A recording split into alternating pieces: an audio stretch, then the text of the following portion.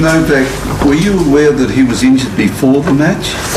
I've just heard that he had some struggles with his stomach muscle, but I wasn't sure how serious it is, and I didn't know that he's not able to serve. And after the match, he told me that he could not make a full movement of the serve that he usually does. So I could see that, because he serves well over 200. First serving average, and he couldn't do that today. And he obviously tried his best. It's the third round of the Grand Slam. It's not the way you want to finish the tournament, definitely. And it's sad for him, but I have to move on. Did you need to have a complete game today, or are you happy just with the one set? I think I had enough tennis already in the last couple of weeks, and it's good that you don't spend that much time on the court, maybe save some energy. And but I'm going to be ready for next match. Novak, you're moving quietly through the tournament. Is this suiting you? Not many people talking about you. Yeah, I like it this way. I'm there to do my job, and now obviously matches are starting to be more difficult, and you're gonna have higher ranked opponents, and I'm ready for that challenge.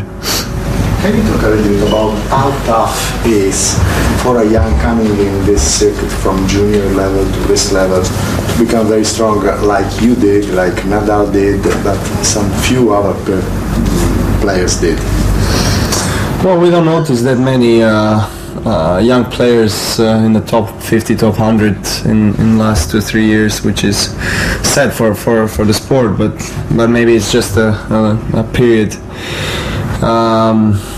I'm sure that we'll see some new faces coming up in the near future, but it's definitely very difficult to make the transition from junior tour and circuit to the professional, because you have to go through this icebreaker, as you can call it, the futures, the satellites and challengers, lower category of the professional tournaments, where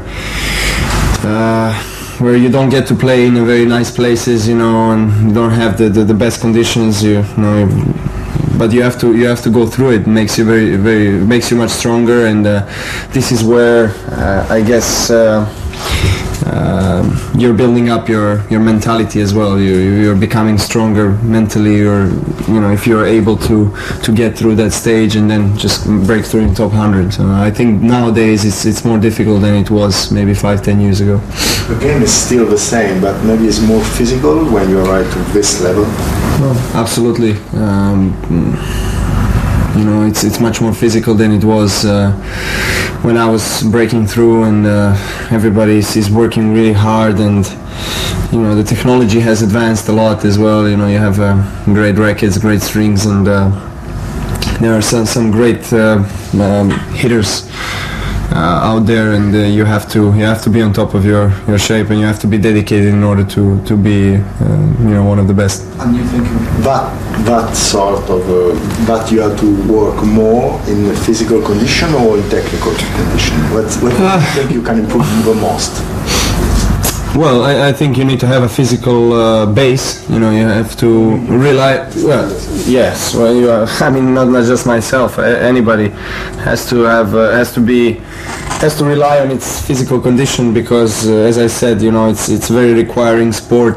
It's the longest season in all sports, and you have to travel and change surfaces, change time zones and countries, in just a couple of days' time, and it's not easy, definitely, but it's the way it is, and you have to adjust. So physically, you have to be fit, because then you have a base, and then from that moment, from that point on, you have to work obviously on your mental part, and you work that through a lot of matches, playing a lot of tournaments, and gaining experience.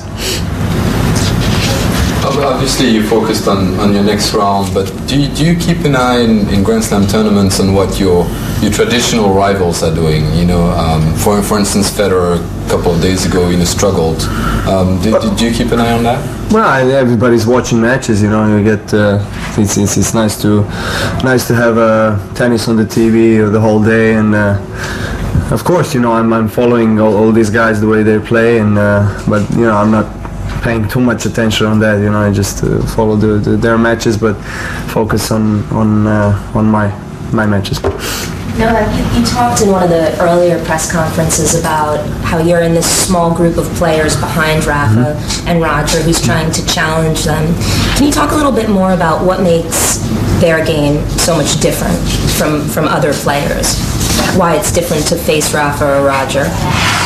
Well, if I know the answer, I wouldn't be in this position. No, I'm kidding. Of course, they are physically very fit, obviously, and mentally very strong. And you know, it's what is amazing about their games and about their mentality when they're on the court is the way they approach matches, and they don't underestimate any opponent. They always play in full speed, especially Nadal, and it seems like they're raising their level of performance you know, in the second week of the Grand Slams, and it's really hard to play them best of 5, especially in the last couple of rounds of Grand Slam. And I'm talking about from my personal experience, because I've played them many times in late stages of any tournament, especially Grand Slam. So I know, and well, I guess that's it. You know, it's not, there is not much difference. You know, there's I guess here and there a couple of points are deciding the winner, and they're just hanging in there all the time. They're not giving up. This mental strength is I guess a big advantage over the other opponents. How do you become mentally stronger as a tennis player, Novak? I think over the time, and you know, playing a lot of matches on the big stage, playing those tight matches that are decided in a couple of points, and with a big and strong and top players, and you know, you try to get the best out of it. You try to get the experience that you can use in the future. Have you improved here? Are you closing the gap on?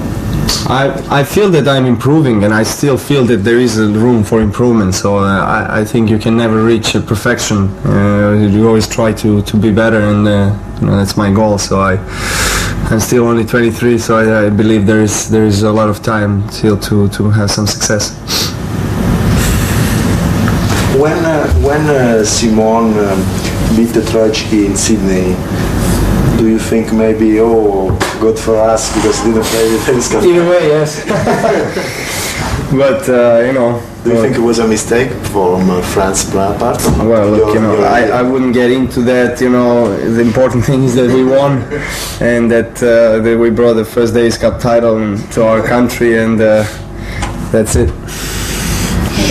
I just have a question about Jim Courier. What's it like to be interviewed by him, and what's your opinion about him in his new role? A new what? What is it like to be interviewed by him, and what is your opinion about him in his new role? A new role? Yeah, as a commentator. Yeah, and when I think he's doing a great job, actually. I like listening to him, especially when he gets excited after long rallies. Yeah. And when he makes the interview? He gives us great questions, you know. He mixes up, because we don't get, of course, we always get the standard tennis questions, and then he makes a little fun out of it. It's good for the crowd. They want to hear that.